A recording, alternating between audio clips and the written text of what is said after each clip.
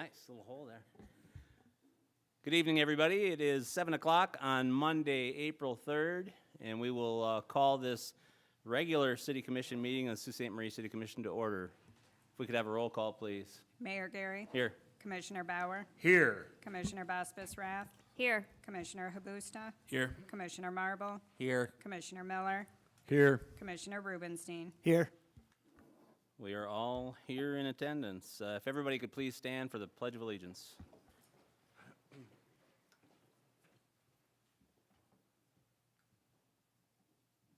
I pledge allegiance to the flag of the United States of America and to the republic for which it stands, one nation, under God, indivisible, with liberty and justice for all. Thank you very much, everybody. Item number 4 is mayor comments. I just have a couple comments this evening, and was able today to go to a Lake Superior State University Board of Trustees meeting where they accepted the resignation of Dr. Rodney Hanley. We want to thank Dr. Hanley for his service. We've worked with him through the city in various areas, and we appreciate all the work that he did for us to help. We also want to congratulate Dr. Lynn Gillette, who is interim president, as Lake State begins their national search for a permanent president. Certainly, we all recognize the value of Lake Superior State University, not only as an economic driver for this city, but also to educate all of our kids. I know that a lot of us and a lot of people in town would not be able to send their kids elsewhere. I know that 3 of our kids have gone to Lake State so far. My wife, I went there, so it certainly is important for this community. So it's important that we help in any way we can to make the university strong, and we certainly reach out to Lake Superior State University campus, and we will give any assistance that the city can provide. And I see that Steve Betts is in the audience today, so thank you for coming to our meeting. Certainly are thinking of our friends at Lake State. We had an opportunity on March 25th to welcome the first ship through the locks, which is always a very exciting time. And a couple of the commissioners were able to go, Commissioner Miller, Commissioner Habusta, and myself, Kirk Tooves, and Police Chief, is he here tonight? Wes Bierling. And so there are 2 young gentlemen that are from Sault Ste. Marie, Michigan, and they have a company that's called Michigan Playground, and they go all over the state, and they do videos, and CVB uses them for a lot of their production. They are Nick Bailing and Andy Bailing, and they made a kind of a neat little video, so I thought we would watch their video of First Ship Through the Locks. Today, I'm in Sault Ste. Marie, and at 12:01 tonight, the Soo Locks shipping season officially opens. Behind me is the Edwin H. Gott, and that is going to be the first ship to pass through the Soo Locks in the 2023 season. But before that happens, we have media access to go and explore the Soo Locks before they officially open it. Let's go. All right, this is one of the coolest things I've ever done. Look at this. I'm on the other side of the fence here at the locks. Probably familiar with that viewing platform if you've ever been here, but now we're on the opposite side of that. Okay, so I know that we're here for the actual freighters, but the building that we're in, this is my first time here since a child when I was here on Engineer Day. And seeing it from the inside, I can appreciate this so much more. But it is crazy, it is absolutely crazy seeing the Gott sitting right outside of it, waiting to come into the locks for the first day. I feel like very official in this setup here. Oh, absolutely, me too. I think that maybe, can I just walk home with one of these hard hats?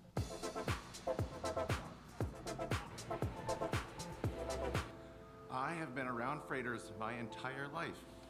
I mean it, my entire life.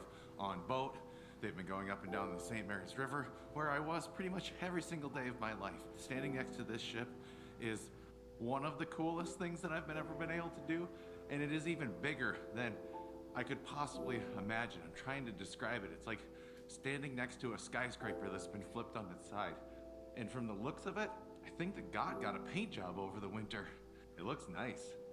That won't last very long though, because the way that it sits up against these walls when it's going in and out of the Sioux locks, that's what really scratches these things up. So they have to paint them every few years, and when they get repainted, whew, crisp and clean, like a brand new ship. When they asked us if we wanted to join them on the media tour going through the locks, I was hoping that this would happen, and it actually came true. I'm going to get to board the Edwin H. Gott. This is so exciting.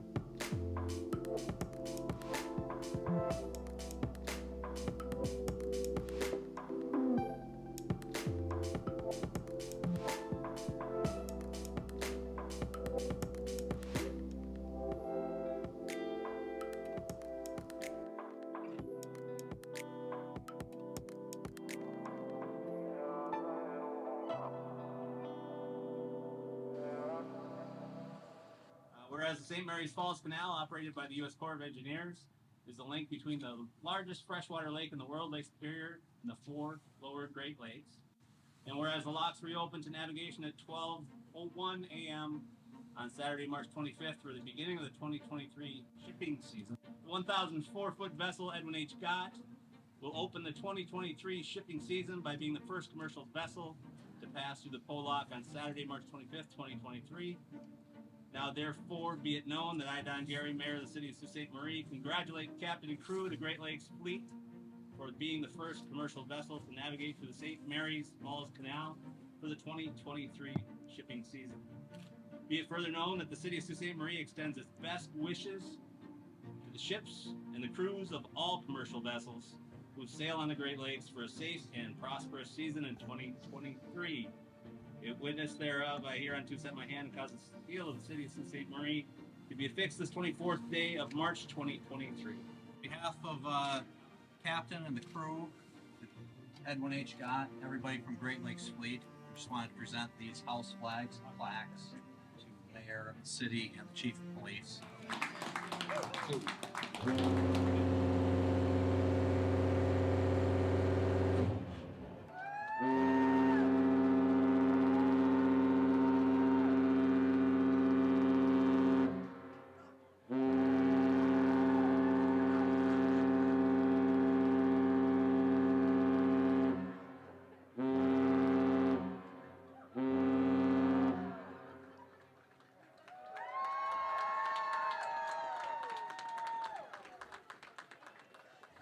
Recently, we did a draft of our favorite ships, but now that I've been on this one, I think this is my favorite, because I'll always remember this. It's really a great time every When they year, asked us and if we we wanted want to to join thank them, Great Lakes Fleet on. and Captain Timothy R. Elfson and Relief Captain Keen Weekly. This is the first time that I can remember in 20 years that we've been doing it, that I've been doing it. They presented us with the Great Lakes Fleet flag and a plaque for the City of Sault Ste. Marie. So we'll proudly display that in City Hall, and hopefully we'll get a lot more in the future, hey?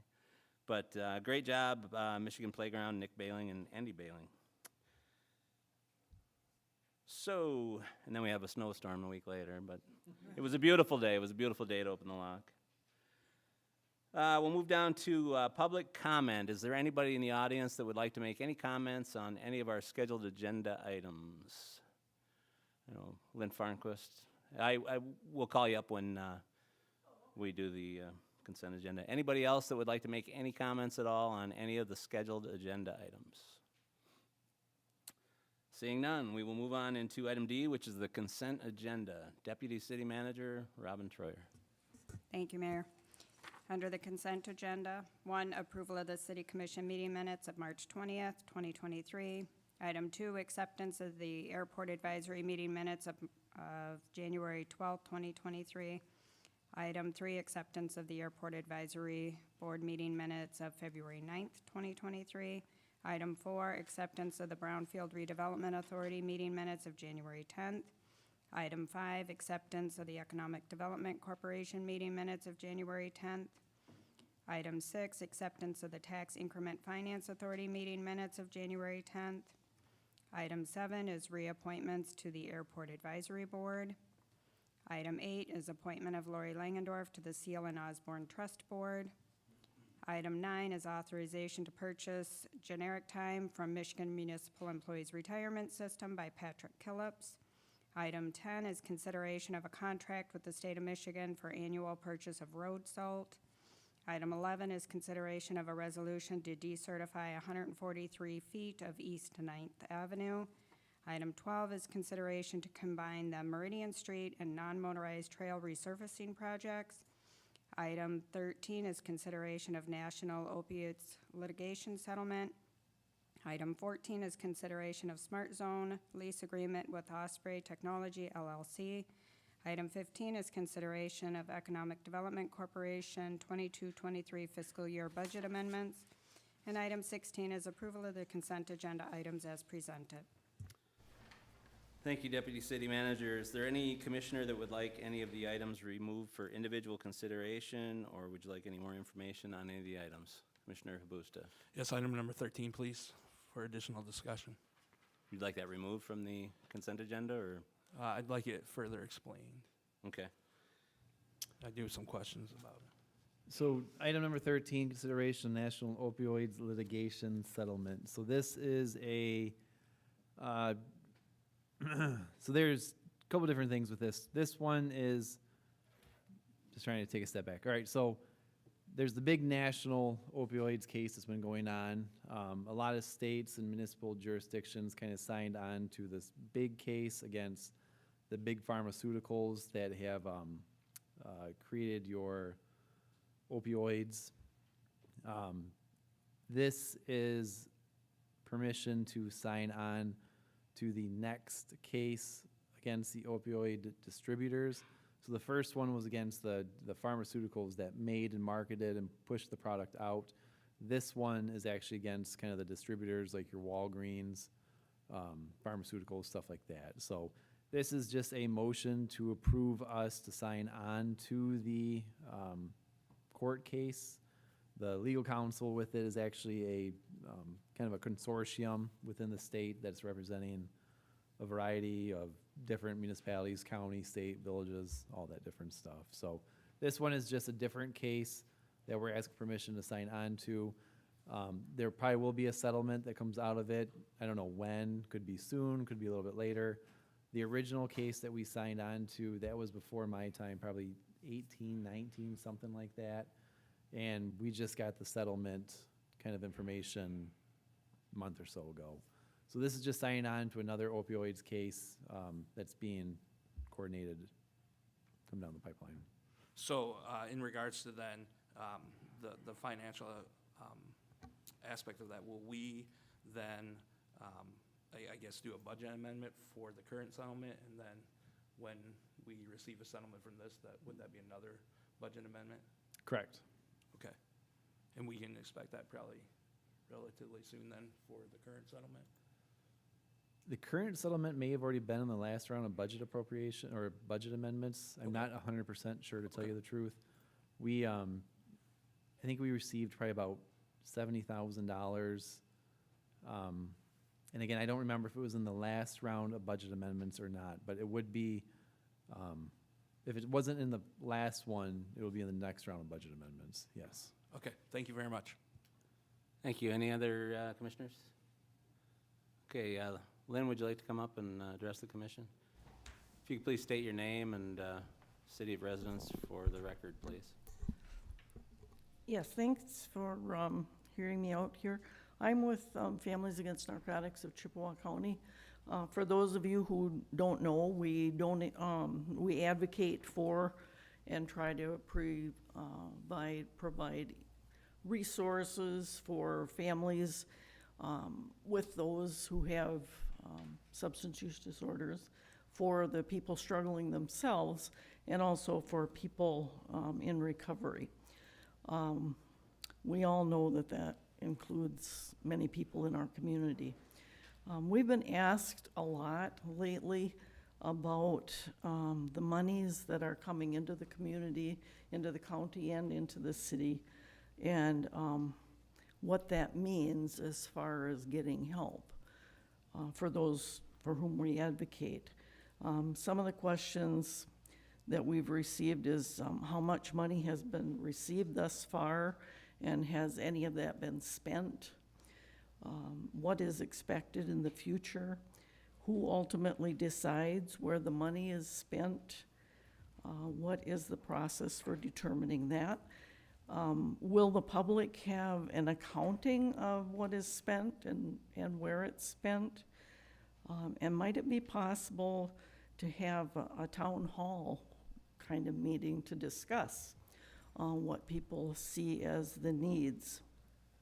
The last thing that we thought might be helpful is to form a group of people who are in the medical community, in the schools, in the recovery community, in the advocacy community, to sit down if there is money to be allocated to different places, and maybe have a discussion of where that might be best used to fill the places we need, the holes that we have, the gaps in our prevention and treatment areas. So, I don't know if anybody wants to comment, or I think is that the end of your comments then? Yes. Okay, all right, thank you very much. We'll let the city manager take a quick answer on some of those if he has, but. Hey, Lynn, will you do me a favor and shoot off your questions one more time? I wrote most of them down, but I just want to make sure I touch base on what you asked. Sure. I should have sent these ahead of time. I didn't think about that. It's okay. What has been received thus far, and has any of that been spent, was the first one. Wanna answer Oh, that? sorry, yeah, that'd Oh. probably be a lot easier. I to don't- do it. Should I just read the questions off? No, or- do No. one at a time, maybe We'll that do will them. give them time to. All right, so, again, the settlement that's on the consent agenda is just approval for this next one. The first settlement the city got signed on to, again, 1819, somewhere around there. The paperwork just came through 2 months ago. There's an accelerated payment for some of the manufacturers, so we got some of the money up front. I think it's some of them's over a period of like 10 to 15 years, but I think we just received some funding of about $70,000. We haven't spent any of it yet. Within the settlement, there are restrictions to the use of those funds, so we can't just take it, stick it in our general fund and pay electric bills or anything like that. So there are stipulations within the settlement that it has to be used for addiction-related services, diversion-related services. It can be community education, it can be education components within the schools. There could be some things we could use it for internally, buying Narcan, maybe some AEDs, specialized training for maybe our school resource officer or our paramedics, the rest of our patrol officers.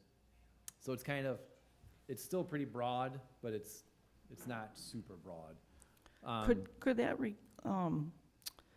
involve like programs in the jail for inmates, or is that a county thing? Probably a county thing. I mean, the jail is a county function. It's not a Right. it's not a local Sault Ste. Marie function. So it's probably a county thing, but there are some things that we can do. What we initially started talking about internally, because there are some things that we could do, but there are some things that just not are in our wheel well, like diversion activities. We just don't. That's not something we normally do. So at a certain point, we were going to reach out to groups such as yourselves and kind of see if there is any other needs out there. One of the ways that we talked about facilitating that would be having kind of like a re-granting process. So if we know how much money we have, we kind of send out a list of proposals that different groups could respond to, that it's going to cost this much. We would go through them as staff, bringing them to the commission with a recommendation, and the commission would award them out that way. So there is a process that we're looking at to get more input and see what the needs are. But like I said, we just got the funding a couple months ago, and up until that point, we really had no idea what the funding amount would be. We would get some spreadsheets with every city across the country that was in the cases with very narrowly defined extended out decimal points, and it just really didn't make a whole lot of sense. So now that we kind of have the information about how much we're receiving and what we have received, we can kind of move forward with it. Okay, so do you see the possibility of maybe sitting down with a group of people involved in the different areas? Yeah, that was our plan, yeah. Okay, It's part of our original plan when we first started talking about it, yes. okay, good, thank you. Well, what is it expected in the future? It sounds like you don't really know at this point. What's expected Dollar as amount. far as Oh, funds dollar coming amount? in? Yeah, Yeah. don't really know. That's, okay, up in the air. And then who ultimately decides where the money is spent? It would be the city commission. Okay. And we're thinking that that is after deliberations with people in the community and the Correct. needs. Okay, okay, great. And then will the public have an accounting of where the monies go? So within the settlement, the funds can't be commingled with our general fund. So we just talked about this last week, possibly setting up kind of a special revenue fund that would kind of have those monies out on the side, away from everything, or, excuse me, I don't want to say away from everything, but not as part of our like bigger overall budget, to where we can disperse the funds and be able to easily see what the expenditures were for those dollars.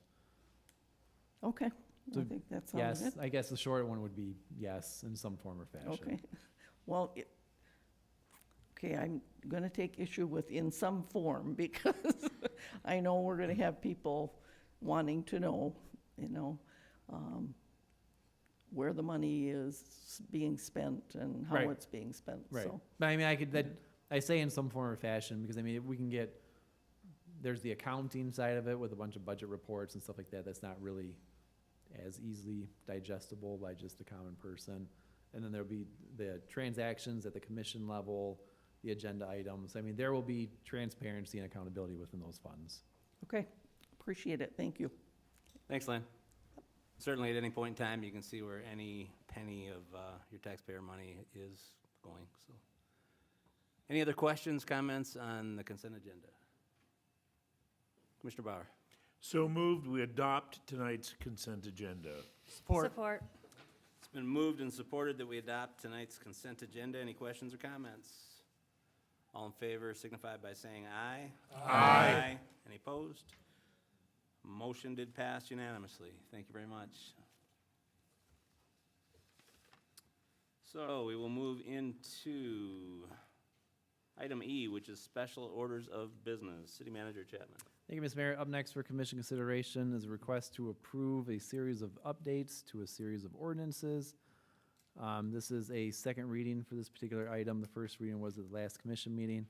Commissioners may recall a lot of the updates to these particular items are just formatting, changing superintendent to DPW director, and rates to rats. But as I mentioned in the last meeting, there is one change within one of the particular ordinances that exempts a particular street out from the ordinance controls and will put the traffic control order that's attached to supersede that. So we look for a motion to approve the ordinances as presented. Public hearing? I don't know. Yes, public hearing, sorry. Okay. Yes. So we will open a public hearing on the updated city ordinances 2-16, 18-4, 22-36, 22-48, 24-35, and 24-55. Is there anybody in the audience that has any questions or comments on any of the aforementioned ordinance changes? Again, this public hearing. Any questions or comments? Seeing no movement, we'll close the public hearing and go to the commission. Any questions or comments? Commissioner Bospas-Rath. Motion to approve the updated city ordinances 2-16, 18-4, 22-36, 22-48, 24-35, and 24-55. Support. It's been moved and supported. Any questions or comments? All in favor say aye. Aye. Any opposed? Motion passed unanimously. Moving on into item F, which is communications. Presentation on EDC and Sanderson Field Airport 2022 annual report. Executive Director Jeff Holt, welcome to the meeting this evening. Get the AV stuff going.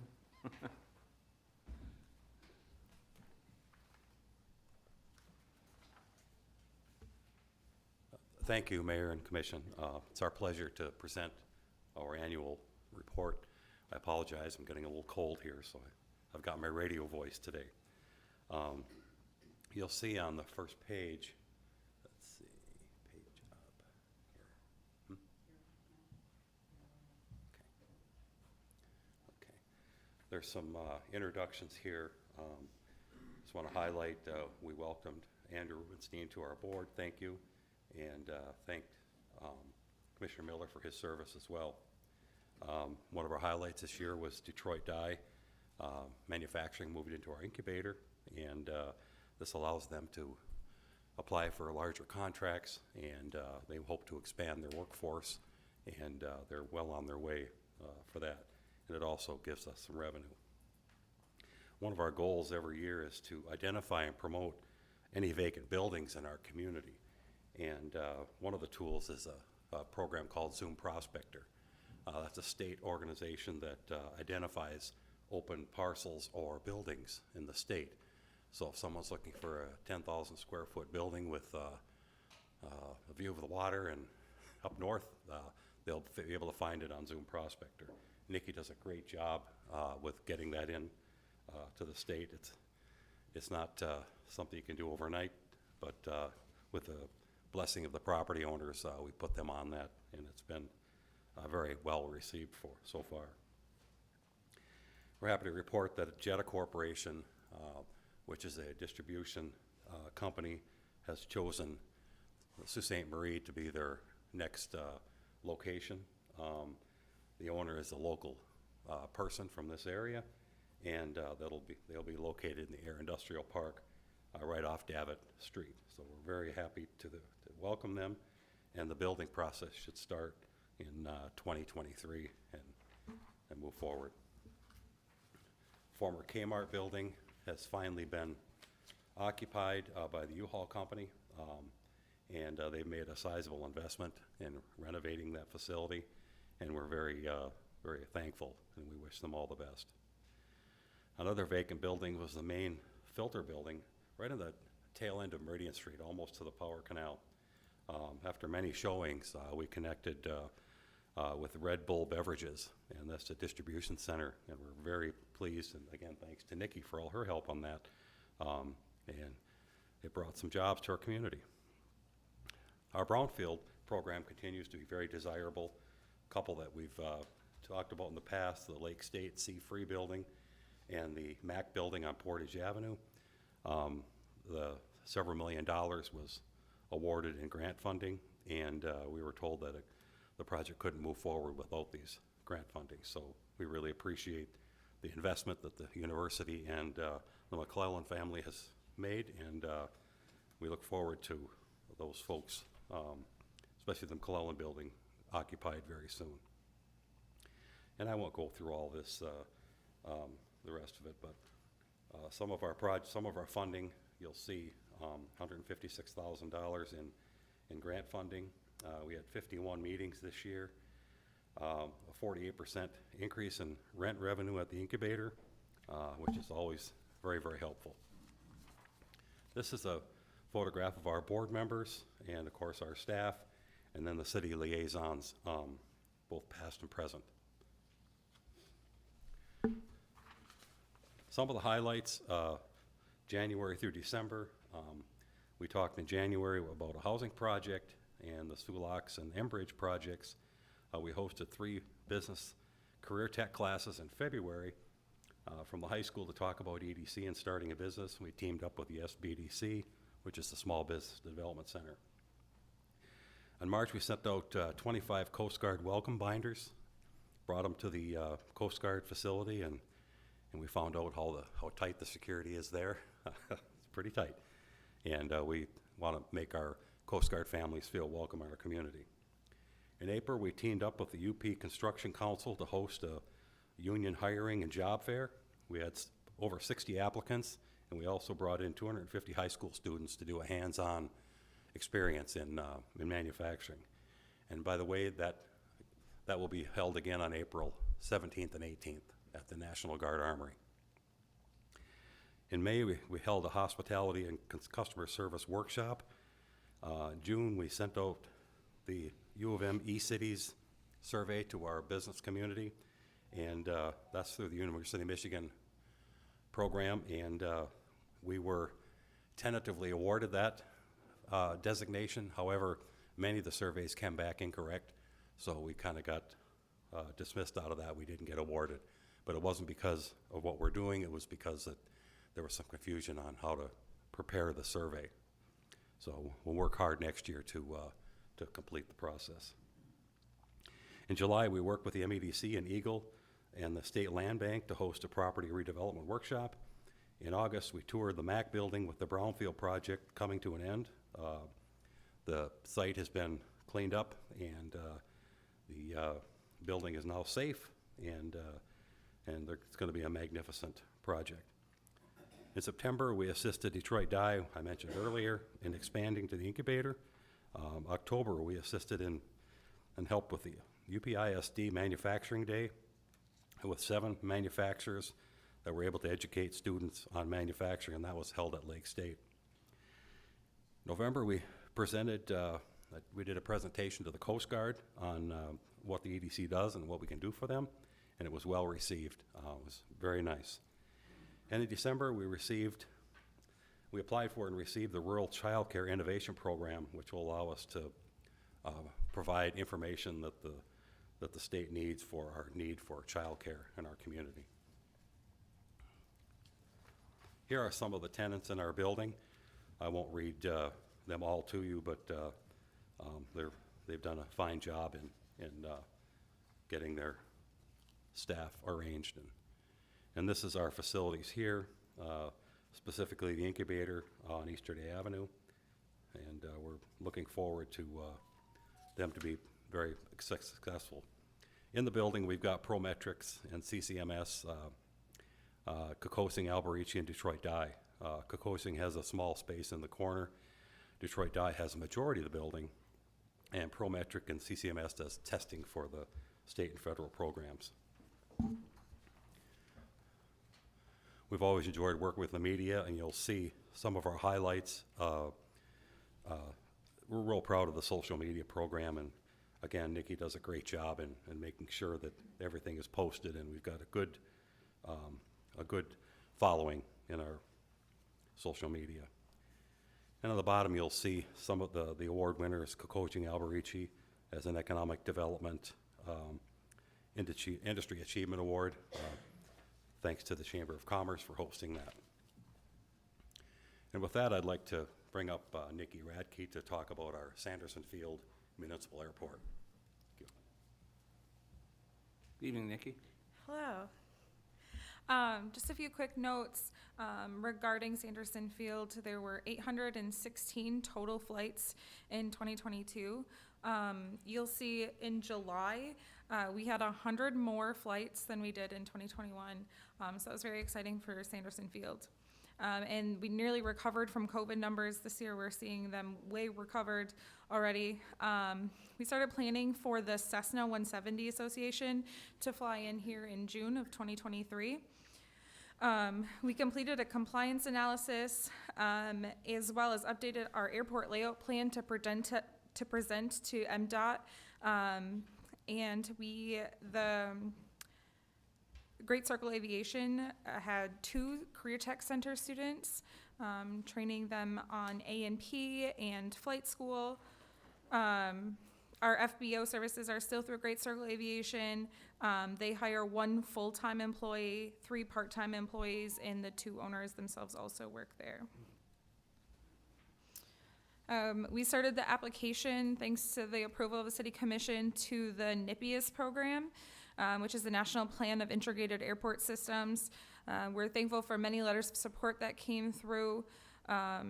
And we average about 5 to 6 medevacs monthly that go through Sanderson Field. And we're looking forward to submitting the application this year in hopes for federal and state funding to the airport.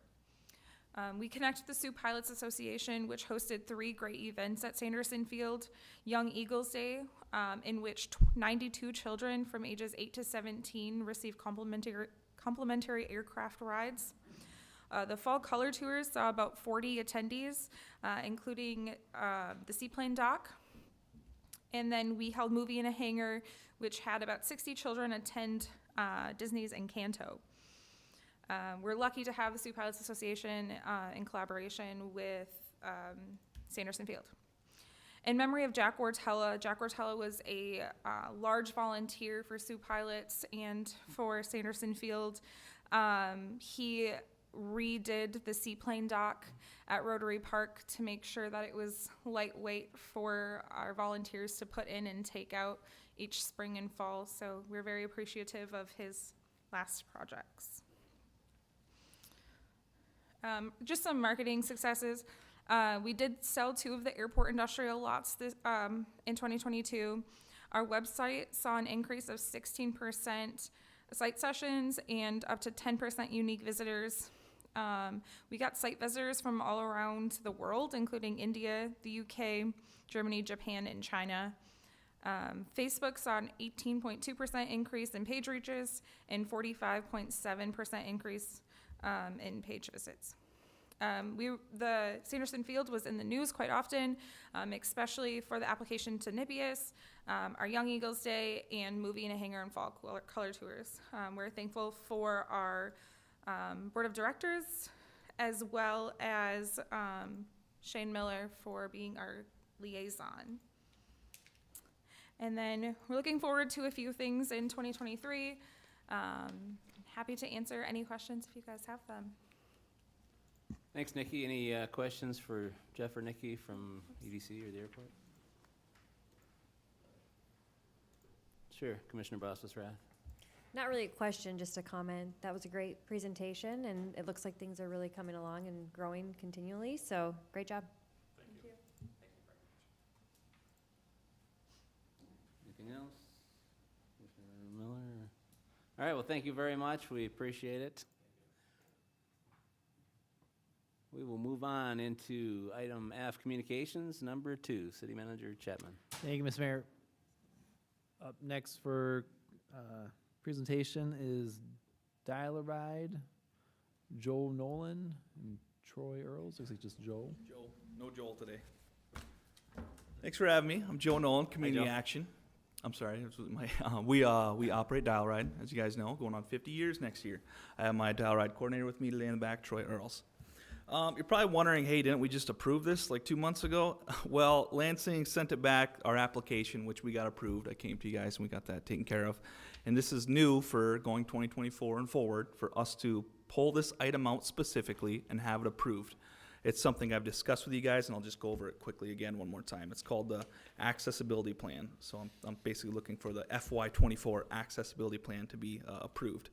There's no major changes. We're still going to operate 7 days a week in FY24.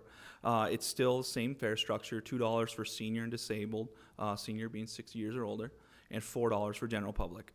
And we still have on the last 2 pages our 2 routes we run on the hour, one up and down the business spur around Lake State, and the other one around town in a loop, the Sioux Loop, we call it. They do connect down at Osborne Commons and connect up at the Dial-A-Ride Garage. Nothing different. The major change we have, there's an advisory committee which is made up of frequent riders and also someone from DHHS and a city representative. We have David Jones has replaced Jennifer Dutton on that advisory committee, and that roster's on there as well. Other than that, it's the same thing. I know we just went over this a couple months ago, but I apologize. Lansing added another thing to get done, which is a shocker. But yeah, so we just need this approved on its own, aside from the application, which was already approved 2 months ago. Thank you, Joe. Anybody have any questions on this particular item? Always good to have you here, and we appreciate the services of Dial-A-Ride and the partnership for 50 years. Yeah. Commissioner Miller, are you the liaison? Would you like to make a motion? Thank you, Your Honor, I am.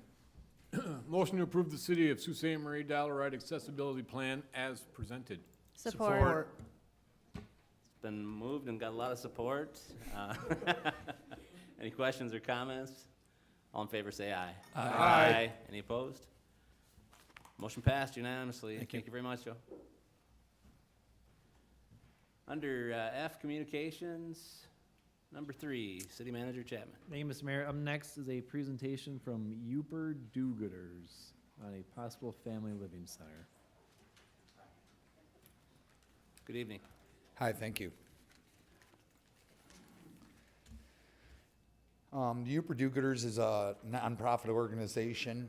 It started out as a Facebook page, and we have 7,300 members. We do a lot of our work here in Sault Ste. Marie. I don't know if any of you guys know who we are, but we started out, like I said, as a Facebook page. We're now a nonprofit, and we are looking, we've done a number of things. Do you guys have a copy of this or no? Do you guys, okay. We do, but I wonder if we can put it up on the screen. Was that? I can do that. Hold on.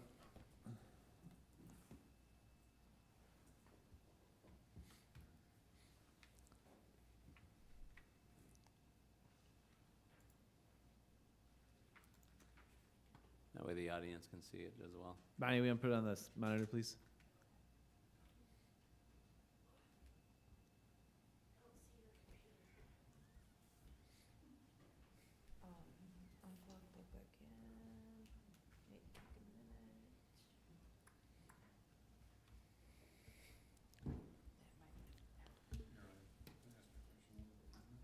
Sure, Commissioner Miller has a question for you real quick.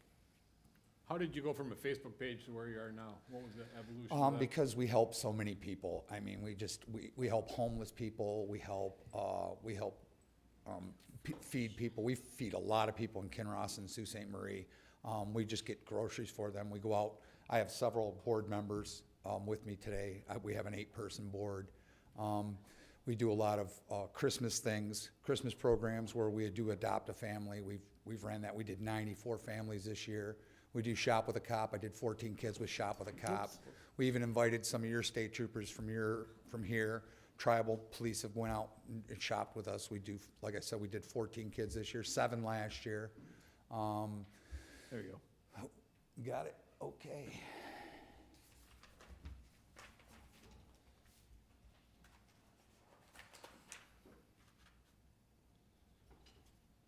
The page started out, like I said, as just a Facebook page that was intended to share household items and clothing that people no longer use and could give to someone in need.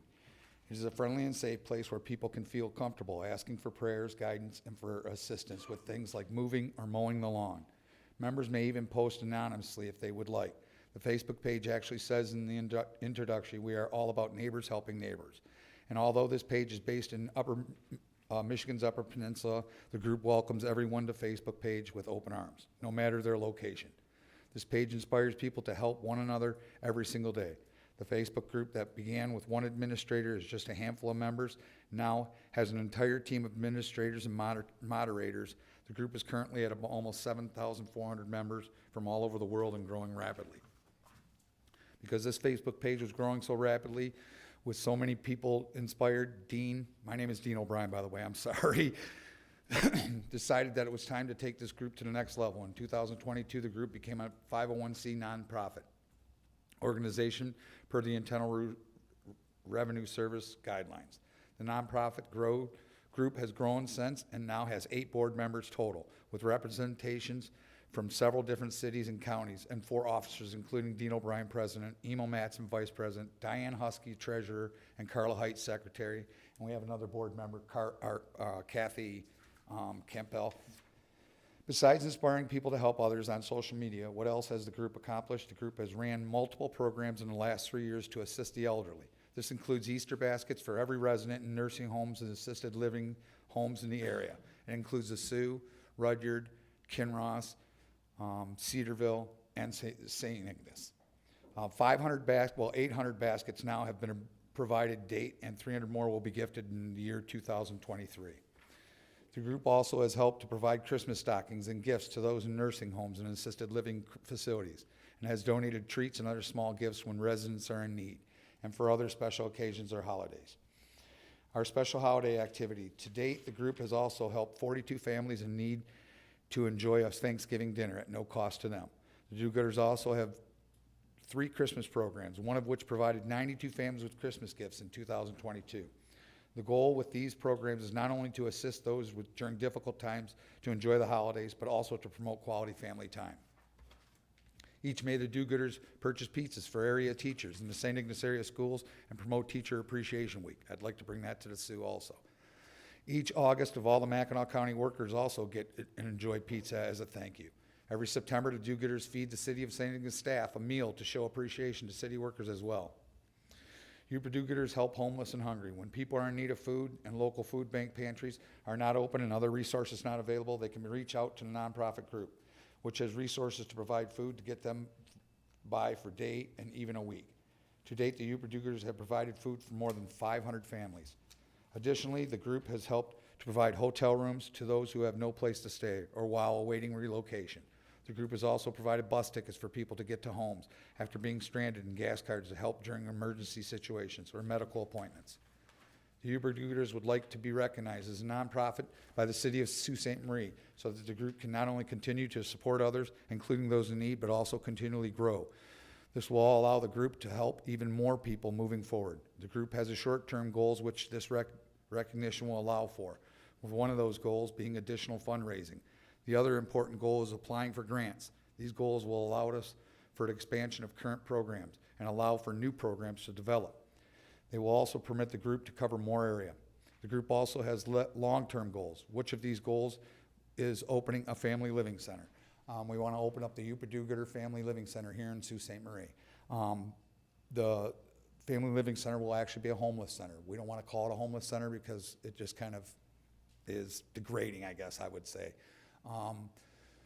The ideas that we have for that is a large food pantry, a clothes closet and a coat closet, how-to classes. We're going to have 2 large classrooms, one that will teach cooking skills to people, and they will all be open to the public. They will also teach how to do resumes, applications, home repairs, cooking, parenting classes. I'm also looking into a group that's called How to Be a Better Father program. We have volunteers of counselors and Michigan Work people for residents that want to come in. Job search computers. We will continue to do all of our other programs as we do this too. We will continue. We will employ up to 5 to 6 people, 30 to 90-day programs, so that's how long they can stay. We want to be able to help people get back on their feet and become productive to our community. We will continue to help people with gas cards and food also. Thank you. Any questions? Thanks, Dean. Any questions from the commission? Sure. I just Commissioner have a comment to make. I thank you very much for what you do. It's needed around this area, especially ever since COVID and with the non-jobs and I just want to give you a thank you for that one. Thank you. I appreciate that. Thanks, Commissioner. Anybody else? Thank you Certainly for your on behalf of time. the commission, thank you very much for the Thank you. presentation, and got some impressive statistics there, so thank you. Thank you so much. Yep, good luck. We're going to move on into item G, which is business items. Number 1, city manager. No, I guess that one's mine. We are looking for volunteer for one more commission liaison for the recycle committee. Commissioner Bauer sits on that committee now, and there are typically 2 people appointed from the city commission. So I know that a couple commissioners just have one other committee. So any interest in any of the news? Sure, Commissioner Marble. I would like. You're to be able to- volunteering? Yes. Okay. Any- That's fine with me. Okay. I do have a question in Sure. regards to this, though. Have we considered alternates for these committees as well? When we look at attendance and placing, naming alternates for each of these No, advisory we committees? typically just address that at the time. If we have a committee that's not well represented, then we'll have changes, and we have done that in the past. Okay. If the group itself asks, if they're not well represented, they feel, yeah. All right, so Commissioner Marble is volunteering. I don't know if we need a motion for that. I guess let's take a motion. Commissioner Habusta, would you like to make a motion to appoint Commissioner Marble? I believe it is. Is it a, wouldn't it be a mayor appointment? Is that one a mayor appointment? Or I don't think this one they has have to any be- specific requirements in terms of being mayor or commission, but Yeah. regardless, even if it's a mayor appointment, there's still confirmation by the city Yeah. commission. But when it gets to this level, kind of the sitting on those liaison roles, it's not a mayor appointment, it's a commission decision. Motion to appoint Commissioner Marble to the Recycling Advisory Committee. Support. Okay. Been moved and supported. Any questions or comments? All in favor, say aye. Aye. Any opposed? Okay, welcome to the Recycle Committee. I think Robin will get in touch with you. I thought this also would be a great opportunity for just a review of a little bit of the liaison responsibilities and the role. There are a couple of attachments in this item. One is the list of the liaisons, the other is the role for the commission liaison. Typically, we go through this in orientation. Just wanted to reiterate a few points. I think it's good for both the commission and the audience and members of the committees. City commissioners are appointed to serve as liaisons to boards and commissions according to appointments that are made by the mayor, and in this case, confirmed by the commission. And they're expected to represent the full commission in providing guidance on commission processes or actions to the board or commission.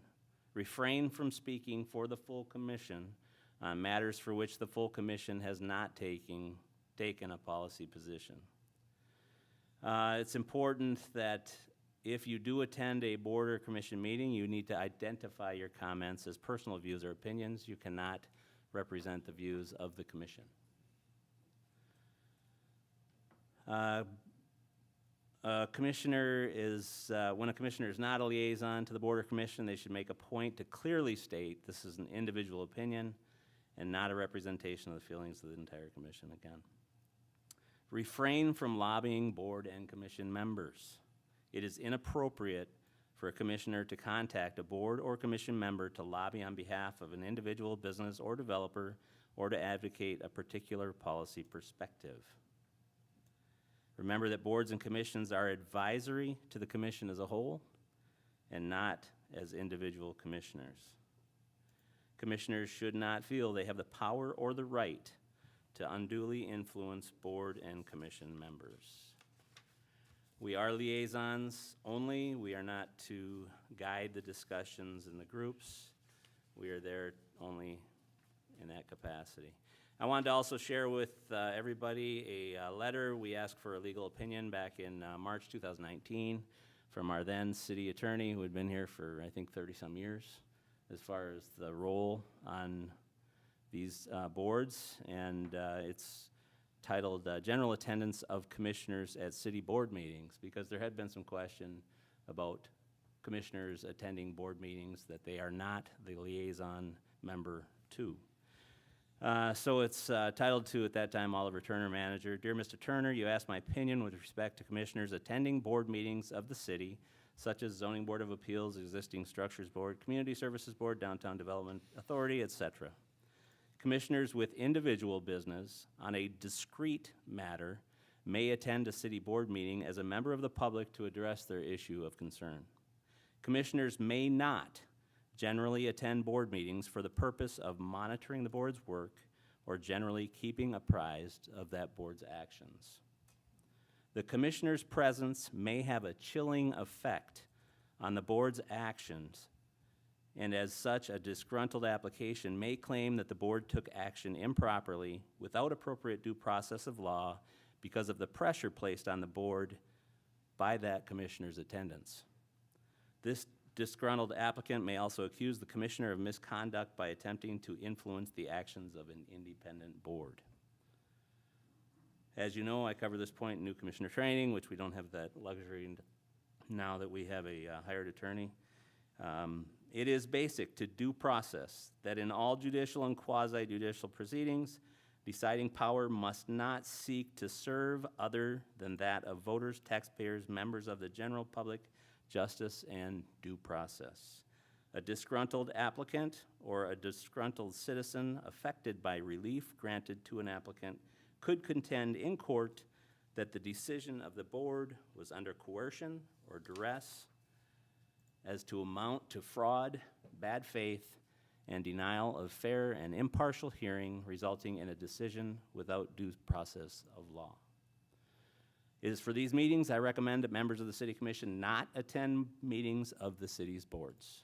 This is to protect both the City Commissioner and the board from allegations of impropriety. So I think it's pretty important to note that sometimes well-intentioned visits or attendance at meetings is not a good idea, and it was certainly Steve's perspective that we not go to any of the other meetings. So I don't know if anybody has any questions or comments, but certainly there's an impact beyond what we sometimes always see. All right, so seeing none, let's move into G, business items number 2, City Manager Chapman. Thank you, Mr. Mayor. Up next for commission consideration are the results of a bid for pavement line markings as well as snowmobile crossing rehabilitations. An RFP was issued. We received 2 bids. One bid did not fill out the quote with all the services we're requiring.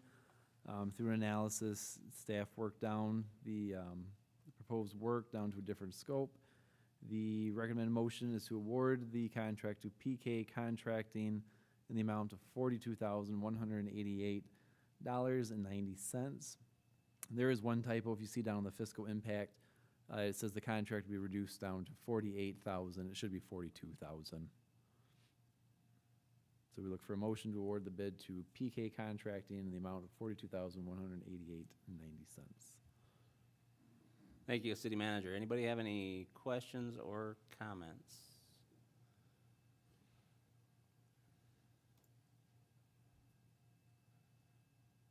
Now, did you say they're one of the only pavement marking contractors around? There was one up in Calumet area that used to bid on our stuff too, but I don't think they're around anymore. I don't know off the top of my head. Dave, Okay. do you know? Is this one of the only contractors around? Specialty.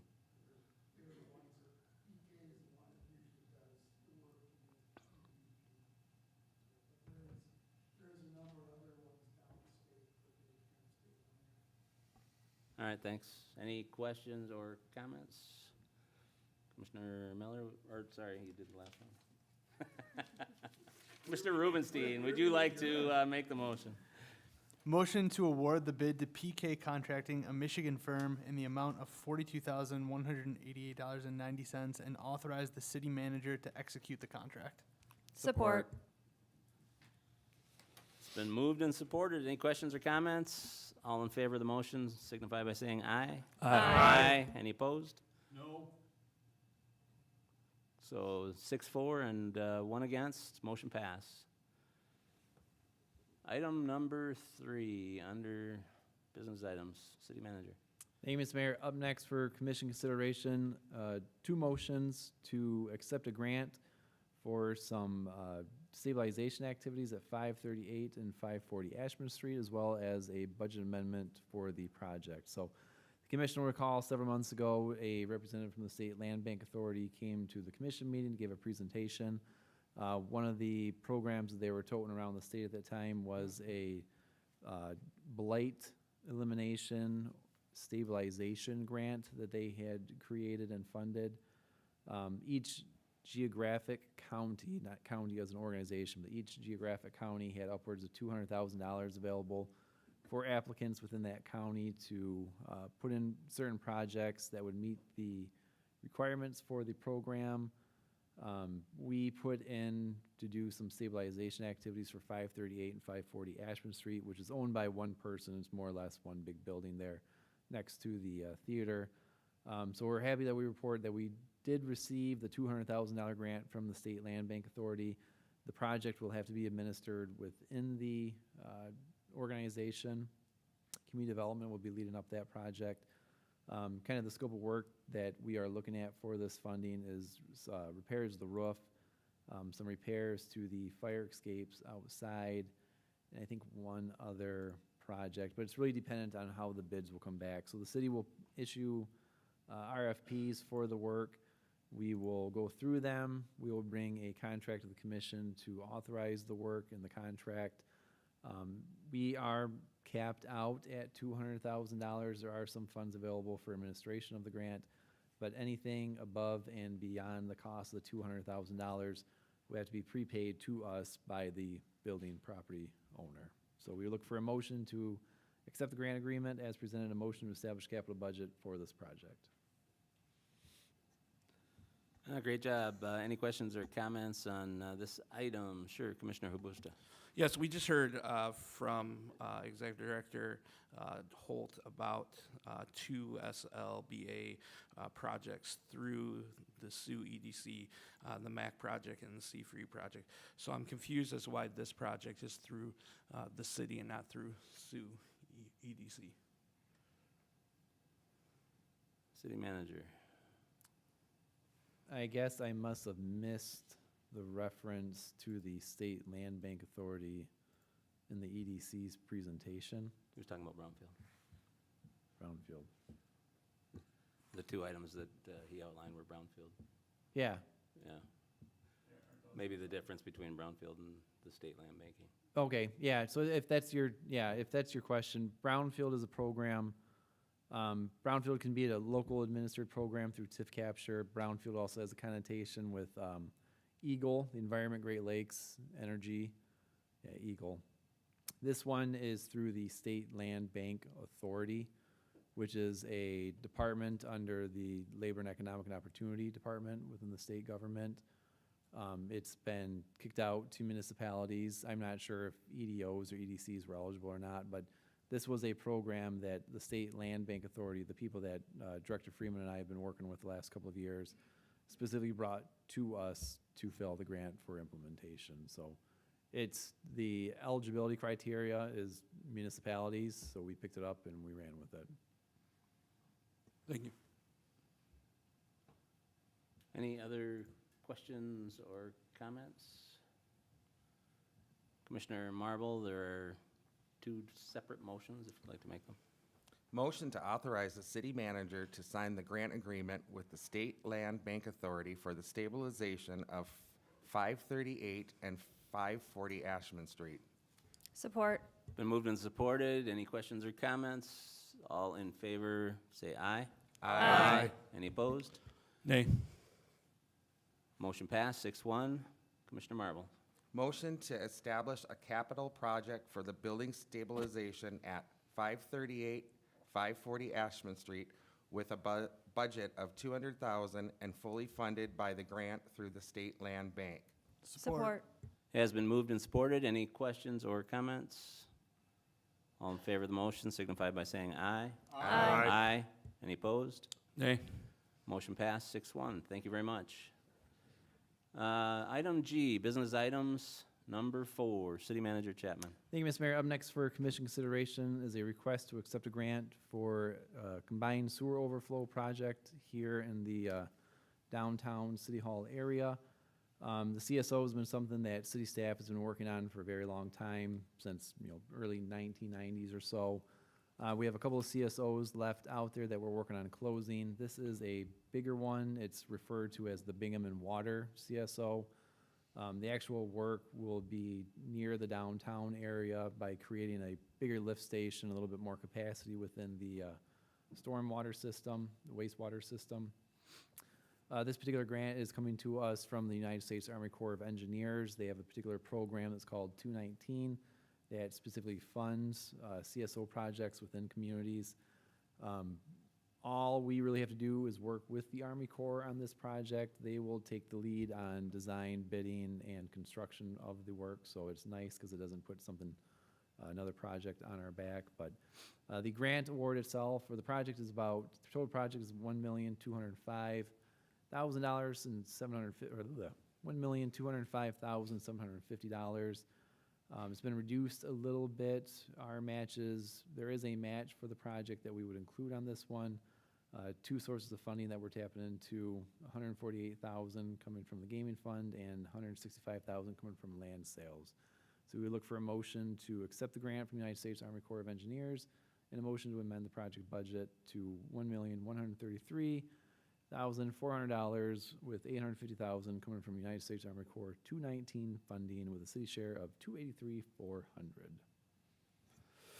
Thank you, City Manager. Any questions or comments on this item? Certainly, thank you very much to the U.S. Army Corps of Engineers. Their help has been invaluable, not only with the financing, but with some of the legwork on some of these projects, and certainly some of the other things that they do for the city of Sault Ste. Marie and for surrounding areas, as far as the beautiful park that we have that attracts almost 500,000 visitors a year, and certainly the Music in the Park venue. These are things that the federal government does not have to do, but they do for us because they are a good partner, and they've also helped with a pavilion down here, and just all around it's been a great relationship. So certainly on behalf of the City Commission, thank you very much to the U.S. Army Corps of Engineers. Commissioner Habusta, would you like to make these two separate motions? Motion to accept the 219 funding from the U.S. Army Corps of Engineers and for the city manager to sign the agreement. Support. It's been moved and supported. Any questions or comments? All in favor say aye. Aye. Any opposed? Motion passed unanimously. Commissioner Habusta. Motion to amend the project budget to $1,133,400 with $850,000 from the U.S. Army Corps of Engineers, 219 funding and city share of $283,400 to come from gaming fund and land sales reserve. Support. It's been moved and supported. Any questions or comments? All in favor signify by saying aye. Aye. Any opposed? Motion also passed unanimously. Thank you. Item G, business items, number 5, City Manager Chapman. Thank you, Mr. Mayor. Up next is a request to accept a Michigan Spark grant for the Alfred Park portion of the Carby Dock project. The grant amount, Spark grant up to $1 million. Sorry, I just lost my spot here, but Spark Grant is a program through the Michigan Department of Natural Resources. The city put in an application several months ago. We were notified that we were awarded the funds, so this is just accepting the contract and allowing us to receive the funding for the Alfred Park improvement. So we look for a motion to approve acceptance of the grant and allow the city manager to execute the agreement. Thank you, City Manager. Certainly another key element in getting the Carbide Dock and Easterday reconstruction done. So thank you very much to the engineering department and everybody that has put in the 40-some-odd grants that we've tried to get. So any questions or comments for City Manager or City Engineer or anybody around? Commissioner Bauer, would you like to make the motion? So move that we accept the Michigan Spark grant and allow the city manager to sign the project agreement. Support. Been moved and supported. Any questions or comments? All in favor say aye. Aye. Any opposed? Motion passed unanimously. Quick comment, though, we're Yes, getting sir. more than our share, right? 21 Looks like communities, it. 14 million, we're getting 1.016. Good project. Good comment. Under G, business items, number 6, City Manager Chapman. Thank you, Mr. Mayor. Last but not least, for commission consideration is a request from LSSU for local government approval for a liquor control or a liquor license through the MLCC for the Sea-Free Center. Excuse me. There's some associated information included in your packet. We look for a motion to approve the local government approved resolution as presented. Thank you, City Manager. Commissioner Rubenstein had a comment? Yeah, just as an employee of Lake Superior State University and to stay consistent, I'm going to abstain from this one. Commissioner Busta? Also, as an employee of Lake Superior State University, I will be abstaining from this vote. All right. Commissioner Bauer? Well, the last time we had something of this nature, I abstained because Lake Superior State University at the arena carries my product. However, I don't think that it would be necessary for me to abstain from this vote. I agree. Any other questions or comments? And Steve Betts is here in the audience. I'm sure if there were any questions, he'd be glad to answer them. Commissioner Boswell-Rath, would you like to make the motion? Absolutely. Motion to approve the MLCC local government approval resolution request from LSSU as presented. Support. It's been moved and supported. Any questions or comments? All in favor say aye. Aye. Any opposed? Motion passed unanimously with 2 abstentions. Moving on into item H, which is city manager announcements and updates. City Manager Chapman. Thank you, Mr. Mayor. Just one quick thing for the commission. Last week, we did hold a public meeting for the Easter Day and Carbide Dock projects that start in the summer. We included the PowerPoint in the packet for your review, just in case you have any questions. Within the item, it does kind of show the phased approach that Easter Day will be completed. We had a good turnout in the meeting last week, probably had about 15 or so people. There were some concerns with the roundabouts. We addressed them as best as we could. I wouldn't say everybody loves them, but I think they understand where we're going for. The project is set to start here in May.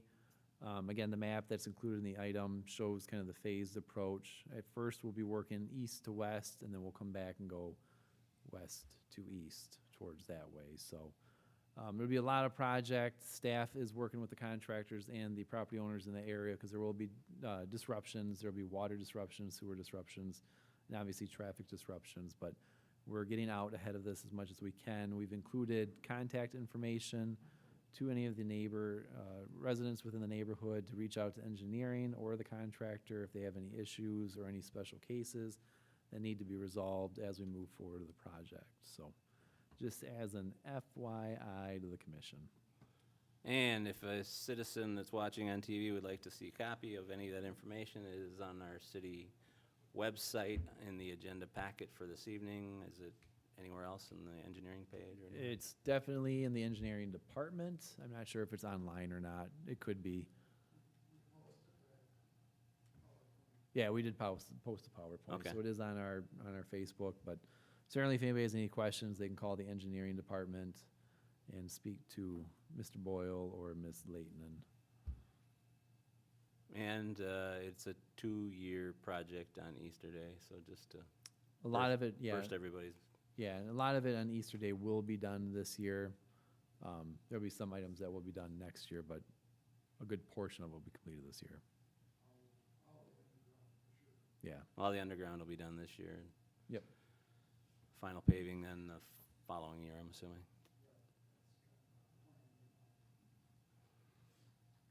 All right, any questions for city manager on either this project or any other items? Seeing none, we will move on into item I, which is matters presented by the public. Is there anybody in the audience that would like to make any comments at this time? Matters presented by the public. Seeing none, we'll move on into item J, which is matters presented by the City Commission. Any commissioner have any items? Commissioner Habusta.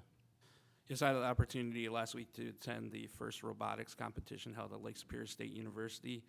The event brought 500 plus high school students as well as over 2,500 participants, volunteers, family members, supporters to our community. And so I just wanted to give a shout out to Dr. Kimberly Mueller, who's acting provost at Lake Superior State University, and all the volunteers who helped make that event possible. It certainly was a beneficial event to our community. Thanks, Commissioner. Had the opportunity to go to one of those a few years ago, and it was really pretty neat, yeah. Yep. Anybody else have any comments? Commissioner Bauer. Mayor Pro Tem Bauer. Thank you. So moved that we adjourn this meeting. Support. Support. Been moved and supported that